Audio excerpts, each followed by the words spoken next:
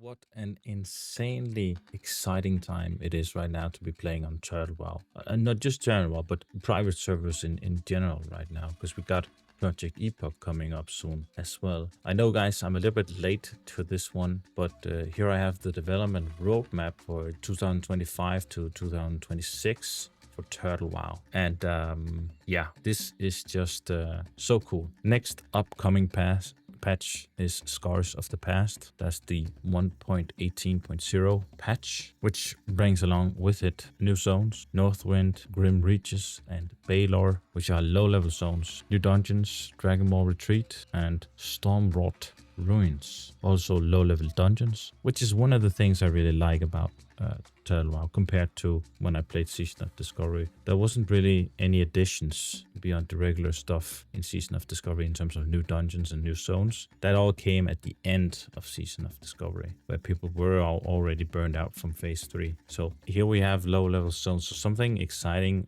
like say you want to try leveling up a new character, just to experience these zones and dungeons. Keeping the low levels alive, keeping the entire game alive. That's what I feel like they are experts at here on Turtle WoW. And then they have dungeon extensions. So they already did some of this in the previous patch with Scarlet Monastery and Wailing Caverns. I think I'm not sure if Dead Mines also got a new area, but they got new bosses. Also, was it Shadowfang Keep? Yeah, also got extended. So new areas, new bosses, new loot added to these new bosses in these older dungeons, which is just awesome in my opinion. Just so intriguing to go explore those old areas again. And this time they are extending Razorfang Crawl and Sulfurak. They'll also be extending Black Fathom Deeps and Razorfang Downs. And on top of all that, they'll be adding a new arena, Sunstrider Court, something we've never seen before, I think. So a brand new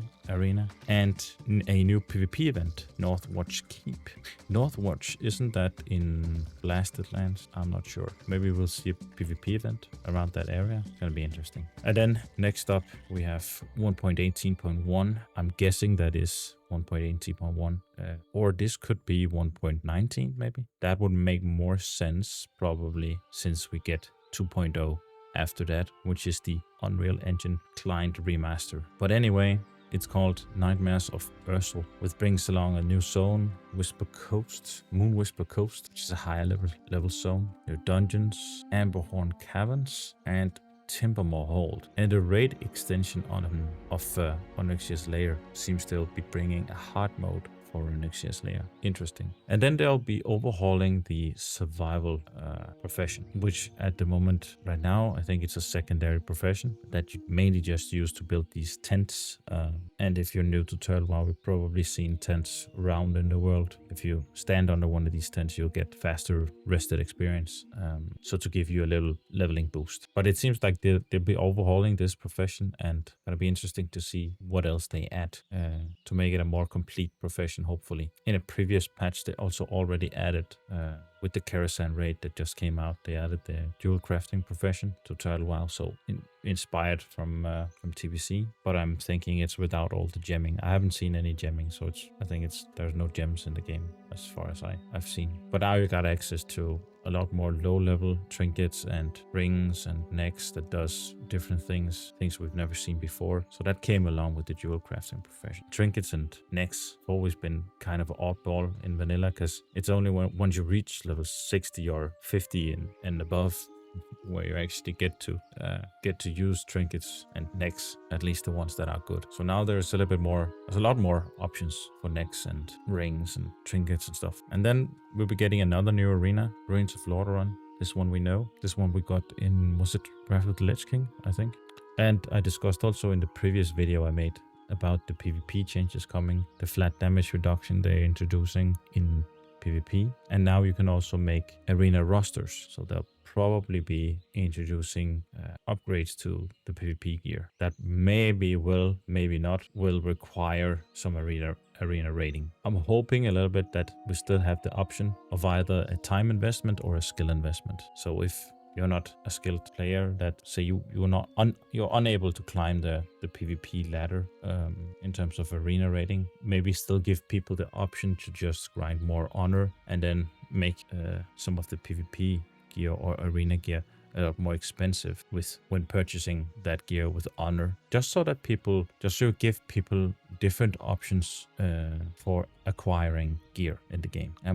As you guys know, I'm all for options. I just want to see many options when it comes to acquiring gear and assembling your build, so to say. And then another new PvP event, or events, Redwall Keep and Southshore versus Tarren Mill. So they're really leaning into the PvP stuff now. And I think they are probably realizing that even though Turtle WoW's community is mainly a PvE community, because it started out as a purely PvE or RP/PvE realm. Now they have a PvP realm as well, and they have War Mode, which you can just toggle on and off at any Battle Master in the major cities without any repercussions as far as I know. So they're definitely leaning more towards PvP to maybe bring more of the Season of Discovery crowd on board as well, and just in general more of the Classic Plus player base, because as I said before, the majority of people who play Classic are PvPers, or at least they chose to play on PvP realms. Many people say, oh, because that's because they feel forced to play on PvP realms. I don't buy that. If we turn that one around and say people were already, like say the most popular realms were the PvE realm, then everybody would say, okay, people feel forced to play on a PvE realm because their friends plays on the PvE realm. So if you turn that around, does that make sense? Probably not. People choose PvP realms. PvP realms are the most popular because most people like to do, or at least have the opportunity to do, both PvE and world PvP. That is one of the most fond and highly regarded memories most people have of vanilla. Just think about many of the Warcraft movies back then were mostly just PvP videos of Vertna or Unbreakable or Grim, Drake Dog, May Die, running around in the open world or battlegrounds, dueling or crushing noobs in PvP. And then 2026, we'll be getting Echoes of Quel'Thalas, which is a patch with new zone, Eversong Wastes, another new zone, and Horde City, Suleiman, and a new raid, Ruins of Silvermoon.